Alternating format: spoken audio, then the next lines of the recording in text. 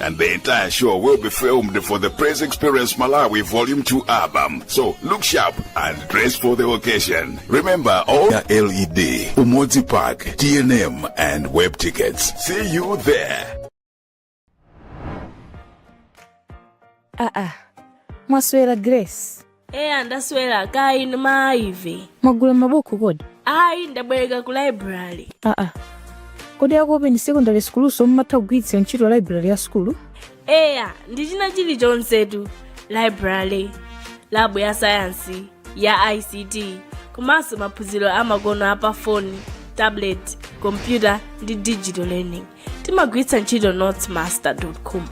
Ndi chimodzimodzi lophunzira aliyense wa ku secondary school ya boma. Izi zinthu ndiye zosangalatsa. Maphunziro apamwamba ndithu. Viru bajasana sankhidwe ndini madankhawa kuti kodi kadi ndipanga bwanji. Ife tonse amene tinakhonza mayeso a 8 koma sitinasankhidwe kupita ku secondary, munasiyira sukulu ya secondary panjira, kapena mukufuna kutsitsa ma points, dziwani kuti unduna wa maphunziro a primary ndi secondary unakhazikitsa maphunziro a open secondary schools ngati njira imodzi yowonjezera mwayi wa maphunziro apamwamba kudzera msukulu za secondary za m'madera athu kumene kuli aphunzitsi odziwa ntchito yawo bwino komanso zipangizo zapamwamba zoyenera pa maphunziro. Musazengereze, kalembetseni lero ku open secondary school ya mdera lanu kuti mupeze maphunziro apamwamba. Uthengawu akukupatsirani ndi aunduna wa maphunziro aku primary ndi secondary kudzera ku Equals Project ndi thandizo la ndalama lochokera ku World Bank.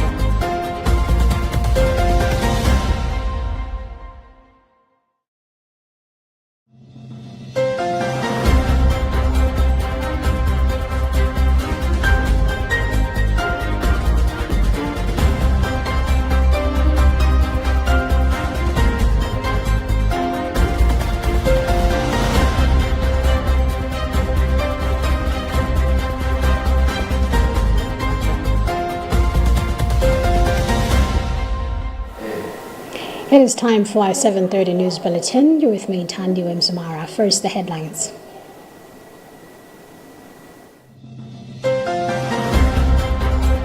Pope Leo urges the faithful to embrace hope through resurrection. Expert hails Mutarika's ban on raw mineral exports as key to boosting Malawi's economy. Lilongwe Water Board banks on infrastructure and renewable energy to improve water supply. And in other news, police in Uganda confirm 46 fatalities after two buses collide head-on in Kampala.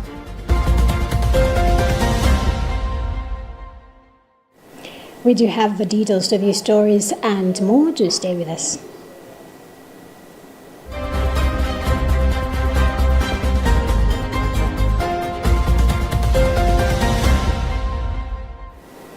At his Wednesday general audience in St. Peter's Square, Pope Leo XIV reflected on the resurrection of Christ as an event that one never finishes contemplating and meditating on. He argued that the more one explores it, the more one is drawn into an overwhelming yet fascinating light. The Holy Father said Jesus' resurrection can heal one of the challenges of today's world, sadness. Phyllis Chizombe is reading a Vatican News report. Pope Leo explained that sadness robs life of meaning and vigor, turning it into a directionless and meaningless journey. He said this very modern experience can also be seen in the story of two disciples on the road to Emmaus in the Gospel of Luke, who find themselves disheartened by Jesus' death. When all seemed lost, Jesus appeared as a stranger to the two disciples, who were described in the Gospel as looking sad, a phrase Pope Leo noted reflects deep visible sorrow. Jesus addressed the foolishness of their hearts, not to condemn, but to rekindle their hope. It was in the breaking of the bread that their eyes were opened and their despair turned to joy. This moment renewed their faith and moved them to share their experience with others. The Pope expressed his hope that the disciples' joy on the road to Emmaus might be a reminder to us all when we live hard times. Jesus, the risen one, drastically challenges our perspective, giving us hope that can displace sadness. Looking to the resurrection helps change a person's outlook on the world and realize the truth saved and continues to save us.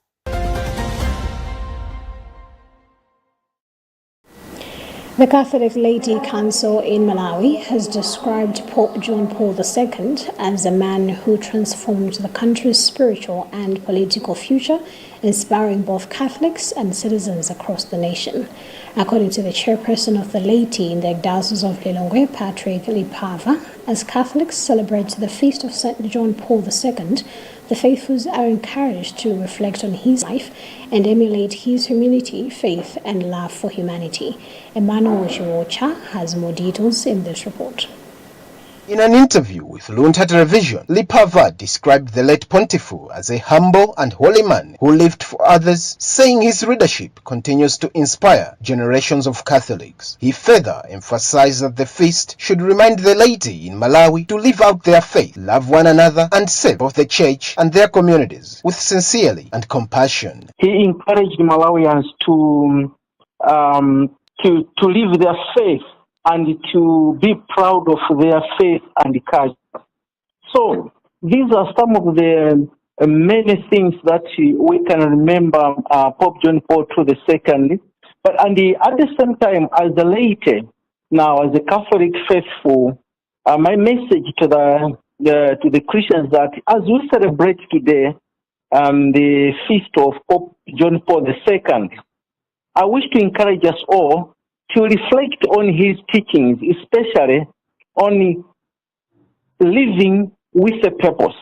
As a Christian, we should live with a purpose. Concurring with Ripava, one of the Catholic faithful at Maula Cathedral, Tina Kandodo described Pope Francis II's visit to Malawi as a blessing to both the Church and the nation. She noted that the Catholic Church universality was clearly demonstrated through his visit, reminding believers that they are part of one global family. The most important thing was like people felt the love, like the whole Pope from Rome to come all the way to Malawi.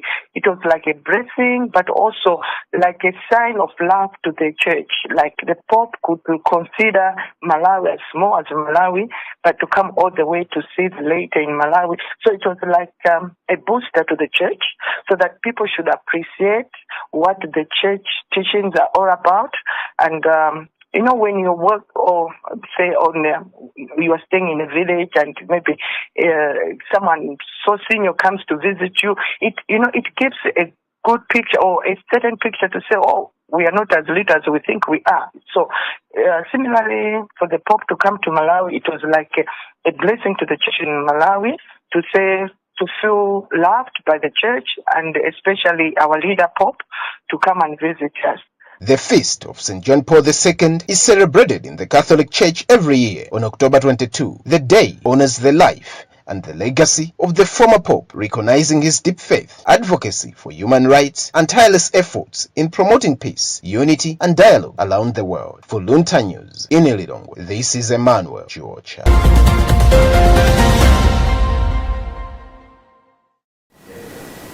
Economic expert Hape Chiwa has commended President Peter Mutharika for banning the export of raw minerals, describing the move as a step towards safeguarding Malawi's natural resources and boosting the country's economic gains through value addition. Chiwa has urged government to work closely with key stakeholders, including the Ministry of Trade, security agencies, and the Department of Mines and Natural Resources to implement policies that prevent illegal exports and ensure that Malawians benefit from processing minerals locally. We have more details in this report run by Gift Kalonga. In his speech during the swearing-in ceremony of Deputy Vice President Enoch Chihana and 2 cabinet ministers, President Professor Arthur Peter Mutharika took a firm stand against the mismanagement of the country's mineral resources. He announced a ban on the export of raw minerals and urged investors to begin manufacturing their products within Malawi to ensure a win-win situation for both the country and investors. Speaking with economic expert Happy Chirwa said that it's a right direction for the country and the policy will help the country to maximize returns from its mining sector by encouraging the processing of minerals locally rather than exporting in raw form. He explained that processed minerals fetch higher prices on the international market and also create opportunities for byproducts which can generate additional revenue for the government and local businesses. He further emphasized that the initiative will promote industrial growth and technological transfer in mining sector, empowering Malawians with practical skills in mineral processing and resource management. No, there is a lot of opportunities. The opportunities that are there is if you export at a raw form, what happens is you are exporting raw materials that are not processed, and they expect that the value of the price is negotiated at a lower rate than the value that you might negotiate on a finished product. So there is a loss, one, on a finished product that you are not producing. That's one. Secondly, if you produce a finished product, there is also an additional benefit that you get, even from the byproducts. Because whenever you're processing a product, you have a finished product and a byproduct. So it means you've got two things that you have at the same time. A finished product that will attract a higher price, that you can add quality, you add value, and then you sell it at a higher price, which is so beneficial. A byproduct that you can also sell it and make money, more money as well. Chirwa, however, called on government to ensure proper implementation of the policy by engaging relevant ministries and departments, such as the Ministry of Trade, Department of Mines, and Department of Natural Resources, to develop clear regulations that curb illegal exports. For Luntha News, this is Gift Kalonga.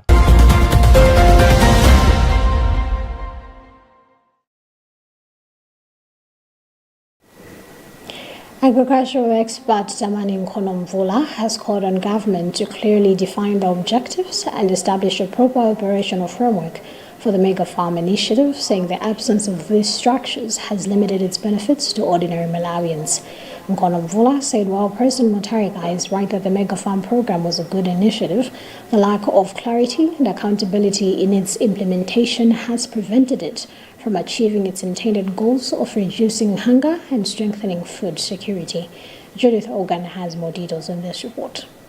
In an interview, Nkonomvula said the mega farm idea was meant to create balance in Malawi's agriculture by supporting both smallholder and large-scale farmers. However, he noted that the country still faces widespread food shortages despite heavy investment in the program, showing a discount between its design and real impact. The agricultural expert urged that the initiative was not well thought through from the start, with no proper operating framework to guide decision-making and ensure accountability for resources invested. He said government must first define whether the Mega Farm program is a food scarcity plan or a agricultural development initiative, as the two require different approaches. This Mega Farm program or the initiative, I think that it was not well thought through in terms of how the operations are going to be done, because currently we don't have a proper operating framework for the program, which is a huge missing link to guide decision making, but also due diligence in as far as who must be supported or not. I think that is very, very important and is something else that needs to be put in place going forward. He stressed that defining the program's goals and creating a robust monitoring and operational framework will be crucial in ensuring that those receiving support are held accountable and that resources led to tangible outcomes. Nkono Mvula warned that without proper oversight and clear objective, the Mega Farm initiative, despite its potential, will continue to fall short of addressing Malawi's hunger and agricultural challenges. For Luntha News in Lilongwe, this is Judith Ogan.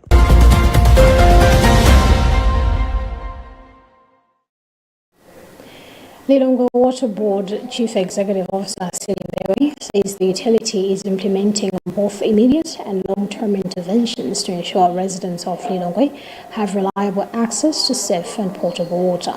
Speaking during a media engagement with members of the Water, Sanitation and Hygiene Wash Media Forum in Lilongwe, Mbewe outlined ongoing infrastructure upgrades and future projects aimed at closing the supply gap, improving water quality and reducing water losses. Charity Chiranga has more details in this report.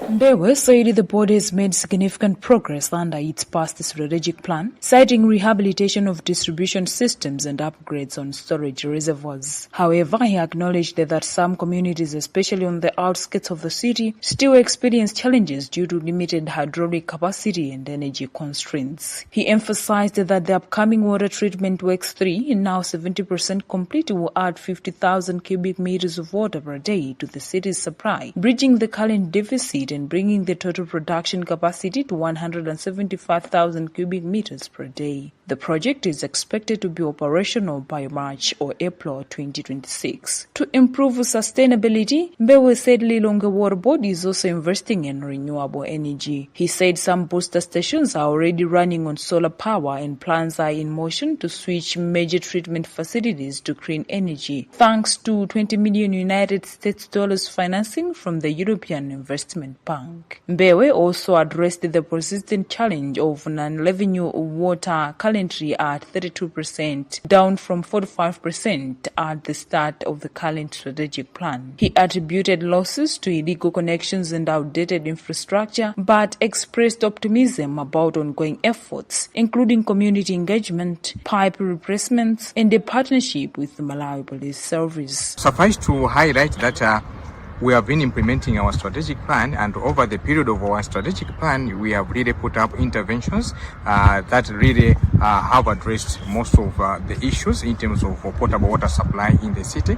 The infrastructure that have put up, starting with the water security issues like the Kamuzu Dam, but again, even coming to the treatment works, which you have seen is currently in progress, but again, even within our distribution network, where we have been doing some rehabilitations, upgradings, and again, even on the reservoirs. Adding to the discussion, Dan Kafuka, Southern Zone Manager for Lilongwe Water Board, highlighted the impact of human activities along the Lilongwe River on water quality. He said that pollution from farming and dumping between the dams and intake points forces the board to spend more on chemicals to meet national and World Health Organization standards for safety water. There will be not much challenges because most of the works, especially the concrete works that you are seeing, will be done. I think the phases that are remaining is to do with the putting up electrical and mechanical equipment. So I think there will not be that much challenges as we are going into the rain season. Lilongwe Water Board pledged to continue delivering sustainable, safe water to all residents through a mix of investment, innovation, and strong community partnership.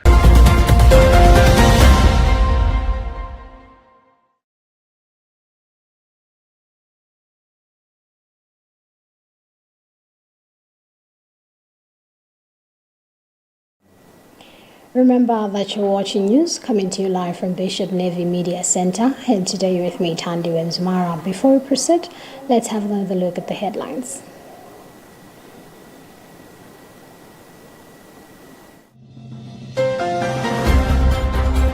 Pope Leo urges the faithful to embrace hope through resurrection.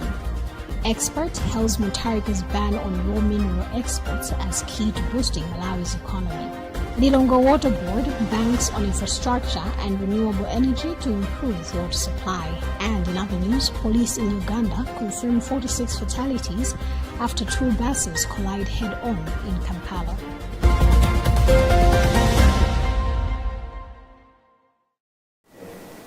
Proceeding with the news, one person has died while 6 others have sustained various degrees of injuries following a fatal road accident that occurred at Kampepuza in Ncheu district.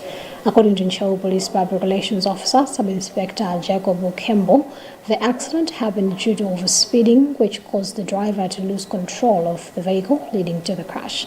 Here is part of what Kembo had to say.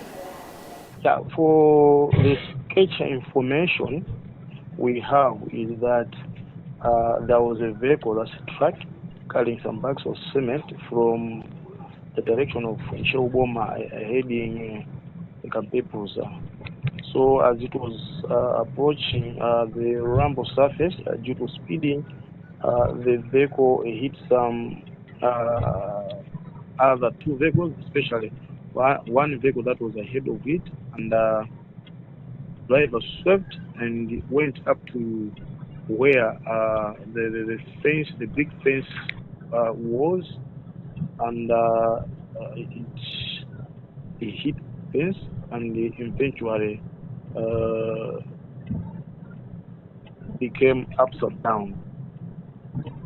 And when the issue came to be known, our officers from CP Police Post rushed to the scene, and with the help of the onlookers or some other people of goodwill, they managed to take some of the victims who were involved in the vehicle, and their names are Otheni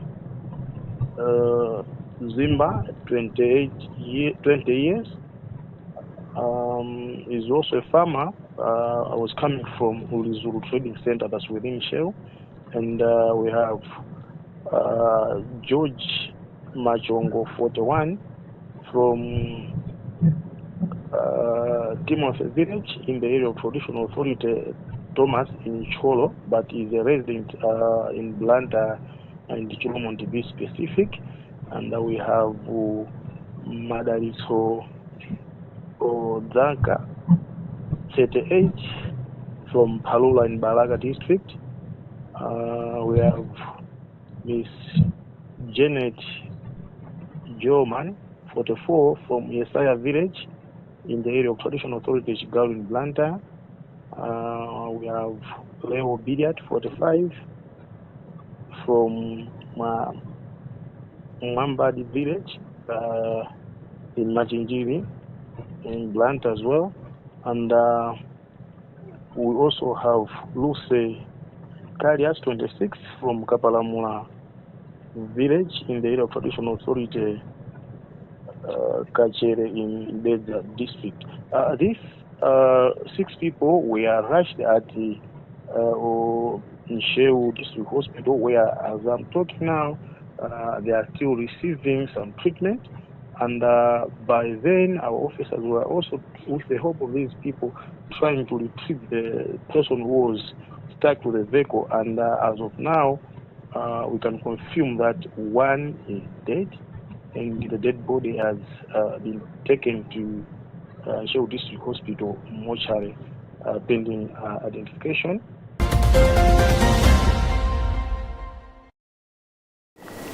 The Film Association of Malawi Pharma says it is ready to host this year's Malawi Film Awards and Gala, slated for the 18th and 19th of December 2025 at the Bingu International Convention Center, VICC, in Lilongwe. The announcement was made during a press briefing held in the capital, and according to Pharma President Dorothy Kingston, the 2025 edition will celebrate the achievements of filmmakers and actors who continue to make strides in the country's creative industry. She said the event will recognize individuals and groups who have demonstrated excellence and innovation in the film sector. Emmanuel Jocha has more details in this report. Addressing members of media, Kingston said the award gala promises to be a colorful and memorable occasion, expected to attract both local and international filmmakers and actors. She emphasized that preparations are underway to ensure a successful and high-profile celebration. Kingston further highlighted that the film industry in Malawi has shown remarkable growth in recent years, with many young talents emerging and contributing to the national cultural and creative landscape. She noted that recognizing their efforts will motivate more people to invest in the industry. The film industry has grown significantly. It is important to celebrate and award those continued to dedicate their time and creativity to tell Malawians stories. This event we're announcing today, it's called Malawi Film Awards and Gala. We've named it, of course, previously it used to be called Malawi Film Festival in general like that, but we were like, aye guys, you know, things are evolving. Why should we stick to the traditional way of naming it that Malawi Film Festival? Why can't we also evolve? And we're like, okay, fine, since this is to do with giving awards to people celebrating their hard work, as well as getting to meet and connect with our members, why can't we call it Film Awards and Gala? So yes, that's the event, and this event is to take place on the 18th and 19th of December this year at BICC. It is a 2-day event. The first night, on the 18th, the event will start at 8:30 to midnight, where we'll have the screening showing now our local produced movies as well as international movies. The Film Association of Malawi has budgeted 117 million for the 2-day event and has since appealed to the corporate partners and well-wishers for sponsorship and support to make the award successful. The Malawi Film Award and Gala, formerly known as Malawi Film Festival, is expected to be graced by renowned international actors, including stars from popular series such as Kings of Joburg, Gomorrah, and Blood Psalms. For Luntha News in Lilongwe, this is Emmanuel Chiwocha. Now, in other news, 46 people have been killed after several vehicles crashed on a major highway in Uganda, the police have said. The police revised down an early death toll of 63, saying they had mistakenly included victims who were unconscious and were now being treated. We have more details on this BBC News report read by Patrick Pooper. The crash occurred when two buses traveling in opposite directions met head-on while trying to overtake two other vehicles, a lorry and a car, on the Kampala-Gulu highway. One of the buses swerved in an attempt to avoid a crash, but in the process caused a head-on and side collision that led to a chain reaction in which other vehicles lost control and overturned.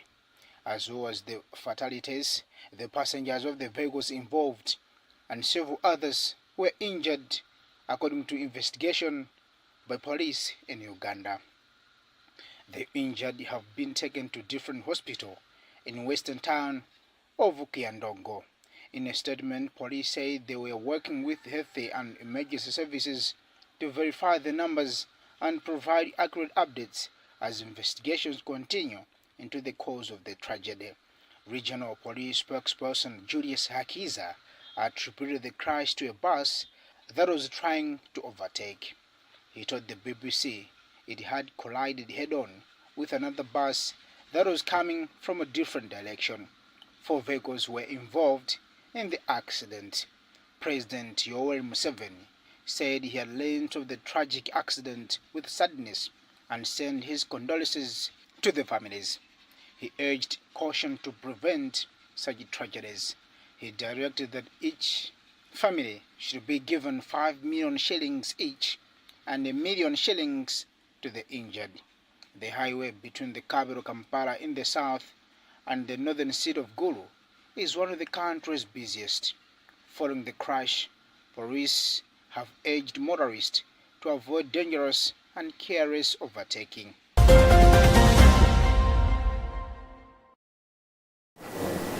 That story also brings us to the end of what we had for you in this edition of our news bulletin. But before we go, here's a reminder of our headlines.